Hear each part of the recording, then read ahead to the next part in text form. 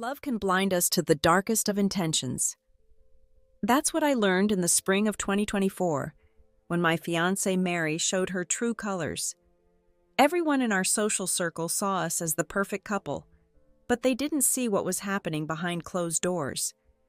It started with a simple announcement. Just 1 month before our wedding, Mary dropped a bomb that shattered our world. She wasn't just canceling our wedding, she was marrying Tom, a struggling student whose education my own parents had funded. The irony wasn't lost on me. When I confronted her in my office that afternoon, her explanation came with a manipulative twist. "If I don't marry Tom, he'll have to marry that paralyzed girl, Nicole," she said, her eyes pleading. "George, you've always been the kindest person I know. You must understand." The way she used my compassion against me should have been my first warning sign. She sealed her manipulation with a kiss on my cheek and a promise that made my skin crawl. "Once this is over, I'll divorce him." Her casual discussion of planned deception should have been my second warning sign. I wiped her kiss from my cheek, feeling dirty, and pulled out an invitation from my pocket. The moment she saw the name on that invitation, her mask cracked. "George, what are you trying to say?" she demanded. But the invitation spoke for itself. I had arranged my own wedding to Nicole, scheduled for the exact same day as hers. The symmetry was perfect, the revenge precise. Mary's reaction shifted from shock to anger. "I know you're upset," she said, her voice taking on that condescending tone I'd grown to hate. "But I made it clear. Once I help Tom with his problem, I'll get divorced. Why can't you understand that?" The dramatic timing couldn't have been better. Tom chose that moment to walk in, his eyes red from crying. "Mary, maybe we should forget this whole thing," he mumbled. "I could just marry Nicole." I watched as Mary's maternal instincts kicked in, her hands gently patting his back, her voice honey-sweet as she reassured him. I couldn't stomach watching their performance any longer. I had a company to run, after all. As I headed for the door, Mary called after me, but I kept walking. Behind me I could hear Tom's pitiful whimpers and Mary's soothing responses. The perfect manipulation duo. Looking back now, I realize how blind I'd been. Mary and I had grown up together, childhood friends turned lovers. Our families had been planning our wedding for years, but Mary always had an excuse, always citing company development as a reason to delay. What I didn't know then was that every delay, every excuse, was leading us toward this moment of betrayal. They say hindsight is 20/20. Looking back, I should have seen the warning signs in how everything unfolded. I had always been Mary's biggest supporter, even stepping away from my own thriving business to help build hers. People would point to us at social gatherings, whispering about how we were the perfect couple. If only they knew what was brewing beneath the surface. The catalyst for our downfall had a name: Tom. My parents had quite literally run into him one rainy night on their way to the airport. The story went that they almost hit him with their car, and in their guilt and compassion, they took an interest in his life. Learning about his struggling family and seeing his apparent dedication to his studies, they decided to fund his education. We didn't know then that we were nurturing a snake in our garden. After graduation, Tom smoothly landed a position at Mary's company. I remember the day everything started to shift. He showed up at my parents' house while Mary was visiting. He spun a tale about his father being gravely ill, needing money for medical bills. Mary didn't hesitate for a second before reaching for her checkbook. That should have been my first red flag. In what now seems like a calculated move, Mary arranged for Tom to become her special assistant. I watched their relationship evolve from professional to something more intimate. They developed their own private jokes, shared lunches, and had meetings that ran suspiciously late into the evening. The company's annual meeting became the stage for their growing intimacy. I can still picture it clearly. Tom leaning in too close to Mary, their laughter a bit too familiar.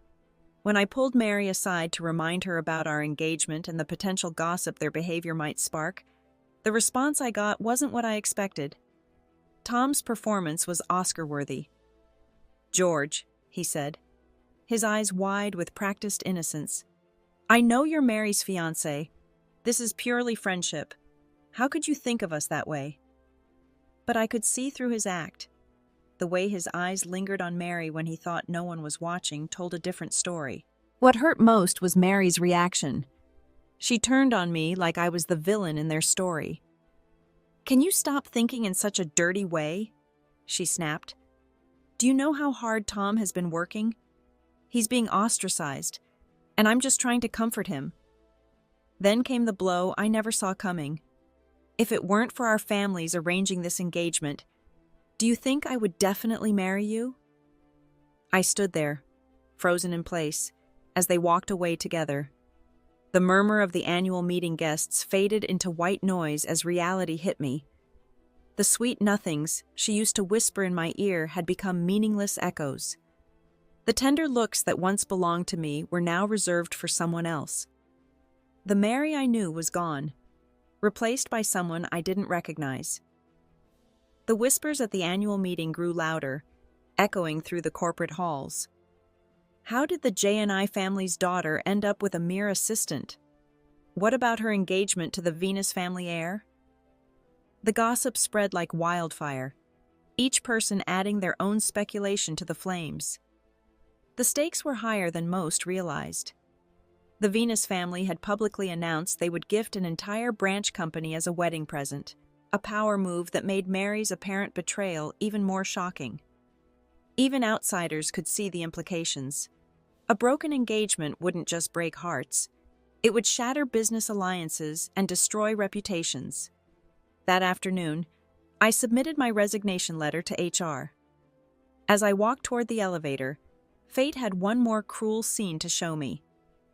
Through the glass window of the emergency exit security door, I saw them. Mary was in Tom's arms, her face flushed with the same innocent blush I remembered from our teenage years. "Tom, we can't." Mary's protest was cut short as Tom pulled her into a kiss. I watched, frozen, as her initial resistance melted away. They clung to each other like survivors in a storm, desperate and hungry for each other's touch. Their passionate embrace was a mockery of every moment Mary and I had shared. "I'm sorry. I can't control myself. I love you too much," Tom whispered. "I only wish I'd met you sooner." Each word was another nail in the coffin of my relationship with Mary. The ring on my finger suddenly felt like it was burning. I'd crafted it myself when I proposed to Mary at 18, young, foolish, and full of dreams. Now it was just a reminder of broken promises. Without ceremony, I pulled it off and tossed it into the trash can by the elevator. As the doors opened, I came face to face with Mary, her eyes blazing with anger. "George, did you just resign?" she demanded, forcing her way into the elevator with me. "The company is at a crucial development phase. Year-end is approaching. Where will I find someone to replace you?" The irony was bitter. "Isn't Tom available?" I countered. "You've praised his abilities enough times." Mary's expression flickered, a tell I'd learned to recognize over our years together. After a moment's hesitation, she tried a different approach. "Tom is talented, yes, but the company needs you." Her voice softened, attempting to manipulate me one last time. "Are you still angry? I've told you. Marrying him is just to fool his parents." The elevator's ding echoed through the parking garage as I rushed toward my car, Mary's hollow promises still ringing in my ears. "I'll divorce him once his issues are resolved." I'd heard that lie enough times to last a lifetime. She chased after me, but I was already in my car, engine running, leaving her behind in a cloud of exhaust. Her voice carried across the parking lot, filled with venom. "You'll regret this, George. You think the Venus family can stay on top without me?" Her words betrayed what I'd suspected all along. She'd been using our relationship for business advantages. The irony wasn't lost on me. My parents were exhausted from carrying the company's weight, and Mary had been exploiting our weakness. She conveniently forgot that if I hadn't joined her family's JNI group years ago, I would have been running Venus Corp already.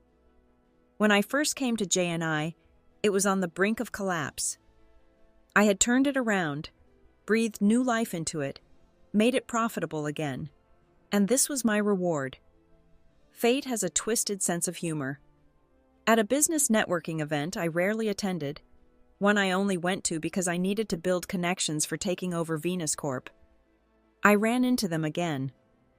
Mary was busy charming the socialites when Tom approached me, alcohol making him bold. "So what if you grew up with Mary?" he taunted, swaying slightly. "She married me in the end." As he spoke, he deliberately bumped his wineglass against mine. The crystal shattered, spraying red wine across his expensive suit like blood. Mary materialized instantly, playing the concerned wife, brushing glass shards off Tom's jacket with tender care. Tom, ever the manipulator, put on his victim act. "Mary, don't blame George. I'm sure he didn't mean to." Her response was fierce, eyes blazing with manufactured rage. "Enough, George. These childish tricks won't win me back. Touch Tom again, and I'll destroy the relationship between our families." That's when something inside me snapped. I approached them slowly, deliberately, my gaze fixed on Tom's smug face. "You want to see what making a move really looks like?" My hand moved in a blur, the sharp crack of the slap echoing through the suddenly silent room. "Consider it my wedding gift. Here's to your happily ever after." The day after the confrontation, I visited North City's most prestigious wedding boutique.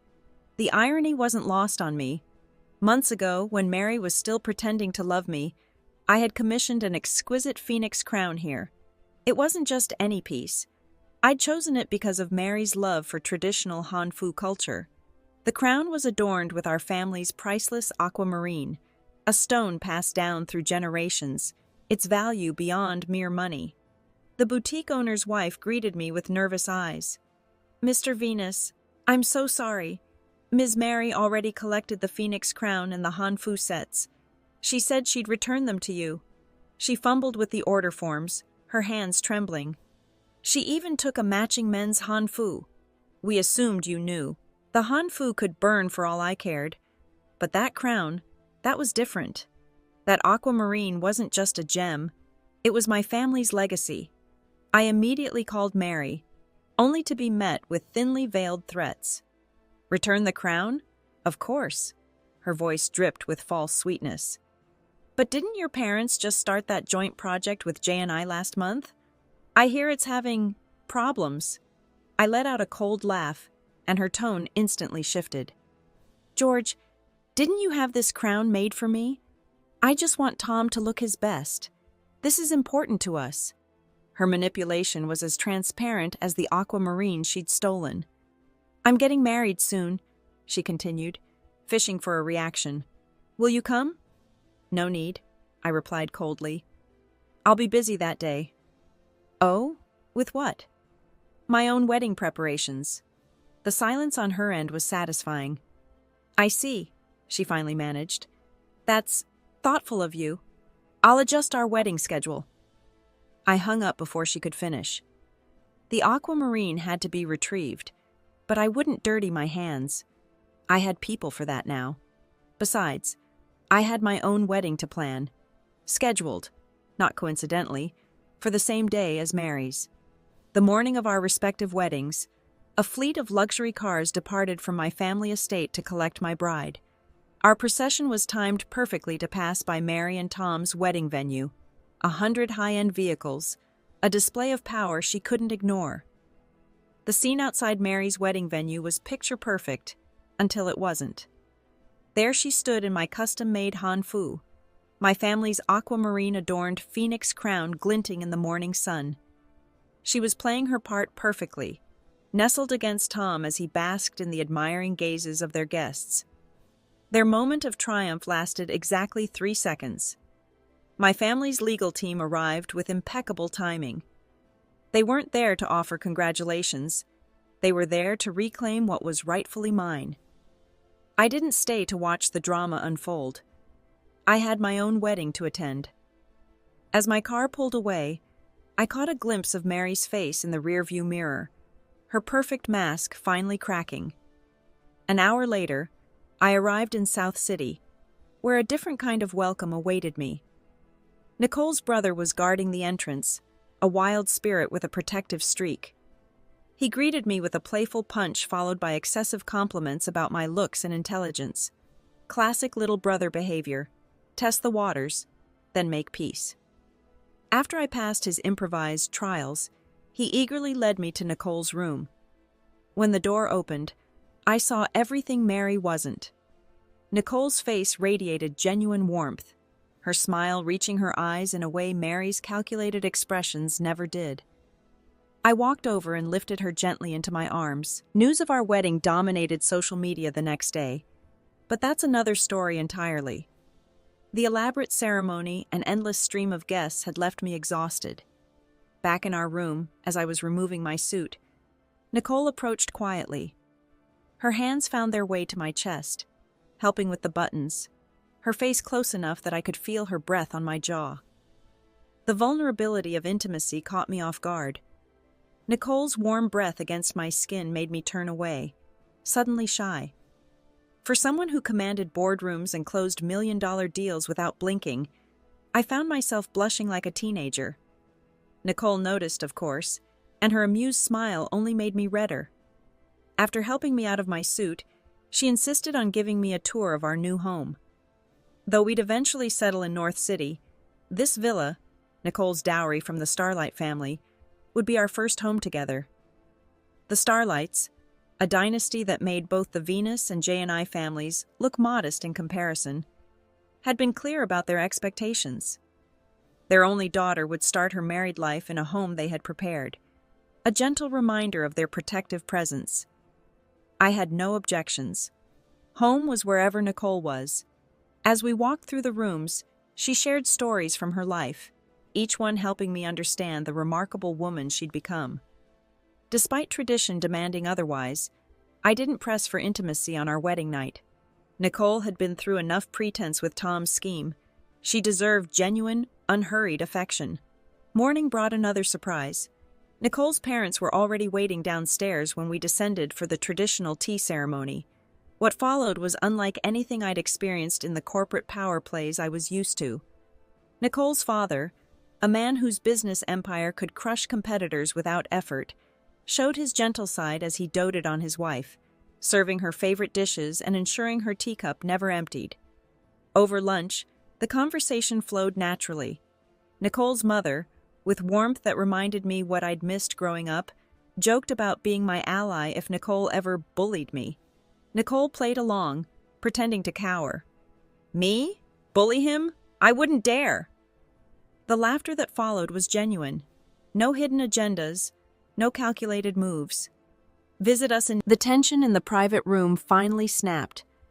Mary's facade of politeness shattered as she turned to Nicole with a sneer. Stop playing hostess. George and I have years of history. You're just an interloper. The transformation in Nicole's expression was instant. Her diplomatic smile vanished, replaced by steel. History is exactly that, past tense. I'm his wife now. You have neither the right nor the status to make such claims. Mary shot to her feet, her composure cracking. If you hadn't interfered, I would have been his wife. Where would you be then? The sound of Nicole's wine glass slamming against the table cut through the air like a gunshot. Then answer me this, she challenged, her voice sharp with controlled anger. Why did he choose me? What were you doing when you lost him? Mary's mouth opened, then closed, no words emerging. The silence was deafening. Mary, I intervened softly, not out of kindness, but exhaustion. It's over. I'm married to Nicole now. I want peace with her. Nothing more, nothing less. Peace?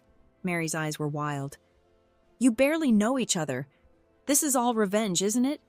Getting someone to steal my wedding dress and phoenix crown on my wedding day. Do you know how humiliated I was? Humiliated? I let out a cold laugh. Those items were purchased with my money, including my family's heirloom. Why should you keep them? From the day I reclaimed what was mine, we became strangers. Don't disrupt my life again, Mary. Whatever love existed between us is dead. That's impossible, her voice cracked. How can you erase over 10 years of feeling since childhood? If I truly loved you, I responded quietly, would I have married Nicole? Mary's composure crumbled completely. How can you not love me? After everything we've been through? Her voice dropped to a whisper. It was because of Tom, wasn't it? But I had no choice. I'm sorry for what I did. But you ruined that wedding anyway. I didn't marry him in the end. I waited for you that day. Enough. My voice cut through her excuses like a blade. Stop trying to justify your selfishness. The truth had to be spoken. Mary, I said, my voice hardening. Everyone in North City knew about our engagement since childhood.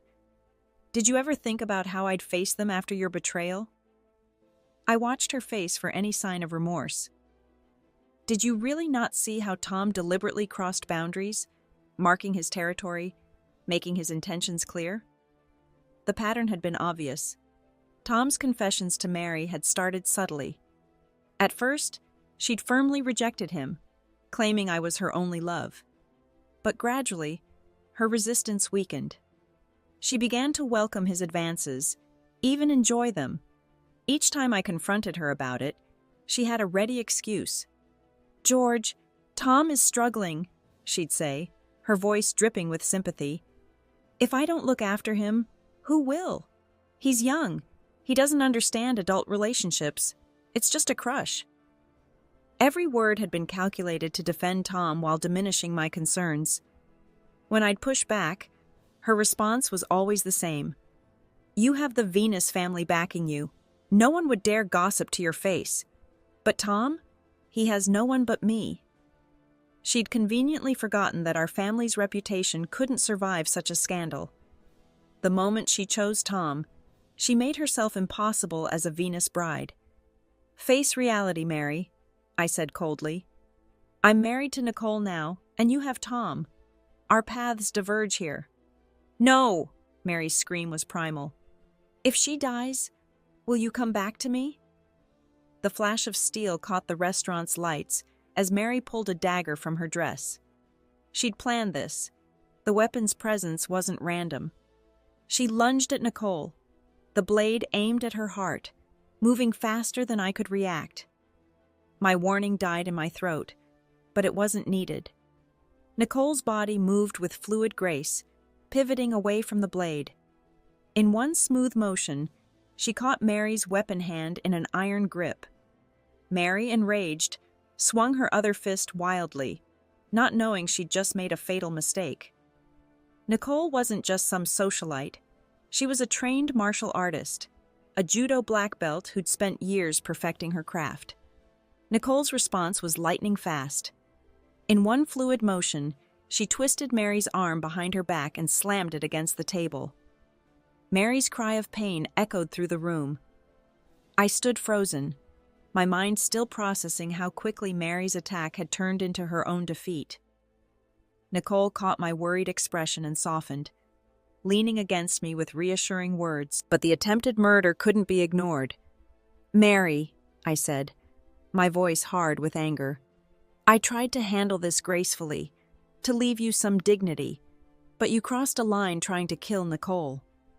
Without warning, I grabbed her other arm and twisted, the sound of her joint dislocating mixed with her gasp of pain. George, she whimpered through cold sweat. How could you do this to me? I let out a cold laugh. You tried to take her life. I only took your arm. Fair trade, wouldn't you say? She called my name softly, searching for mercy in my eyes, but found none. My concern was only for Nicole. Mary attempted to reach for me despite her pain, but Nicole intervened, her delicate facade completely gone. Miss Mary, she warned, voice sharp as steel. My patience has limits. Continue harassing my husband, and I promise you won't leave South City alive. Before Mary could respond, the door burst open. The figure that stumbled in was barely recognizable as Tom. Gone was the proud peacock who'd flaunted his victory over me. In his place stood a broken man in ragged clothes, his face gaunt and hollow. Only 2 weeks of marriage to Mary had reduced him to this walking ghost.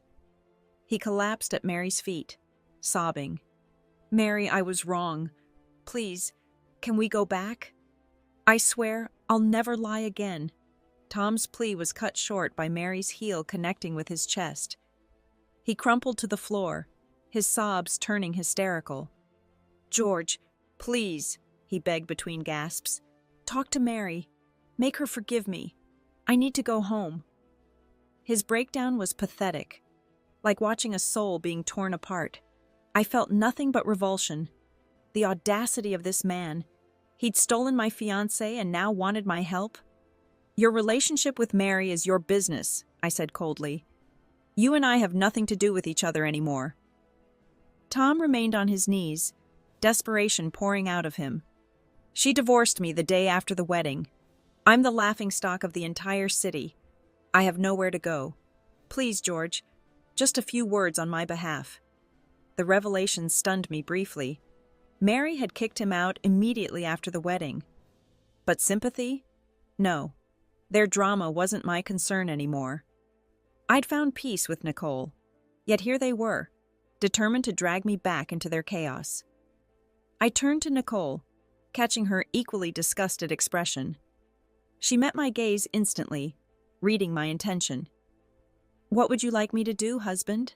she asked, her voice soft but carrying steel underneath. Straightening my jacket, I reached for her hand. "We've been out too long. Let's go home."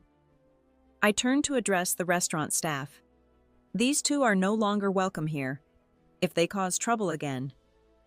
I let the threat hang in the air. The consequences were clear. Nicole immediately took charge. "Did everyone hear that? Follow the sir's orders. Anyone who lets them in will answer to me." Her command was met with immediate nods of understanding. This incident revealed something fascinating about Nicole. The delicate woman I'd married actually controlled most of South City's major commercial enterprises. She wasn't just capable, she was powerful. The Starlight family's success suddenly made more sense. Back in our bedroom that evening, Nicole's demeanor changed. She took my hand with unusual shyness, saying she needed to apologize. Her sudden shift in behavior confused me completely. Nicole looked up at me, her eyes filled with a mix of guilt and affection. "Honey, I need to confess something. I lied to you." My confusion must have shown on my face because she continued softly. "Mary wasn't entirely wrong. I did orchestrate our marriage." The revelation came in pieces. Nicole had first seen me years ago, right after my university graduation. I'd accidentally spilled coffee on a stranger at an exhibition and offered compensation, but they'd hurried away. That stranger, it turned out, was Nicole. She'd carried that moment with her all these years. "I looked into you afterward," she admitted. "But when I learned about your long-term girlfriend, I stepped back. I told myself if it was meant to be, fate would find a way." She paused, gathering courage. "Then I heard your family was arranging marriage details, and I had my parents intervene." "But what's the deception?" I pressed, still confused. Nicole's confession tumbled out in a rush. "After your engagement with the J&I family fell apart, I learned your family was avoiding powerful matches. They didn't want you trapped again." She looked down, almost shy. "So I pretended to be paralyzed, acted like I had no real influence. That's why your parents accepted." Her relief was palpable. She transformed instantly into that playful, affectionate woman I'd come to know, curling into my arms like an overjoyed puppy before reaching up for a gentle kiss. That night, my dreams were dark. I found myself being dragged to the J&I family compound, Mary forcing me into formal clothes for our wedding. Tom watched from a chair, his grin malevolent.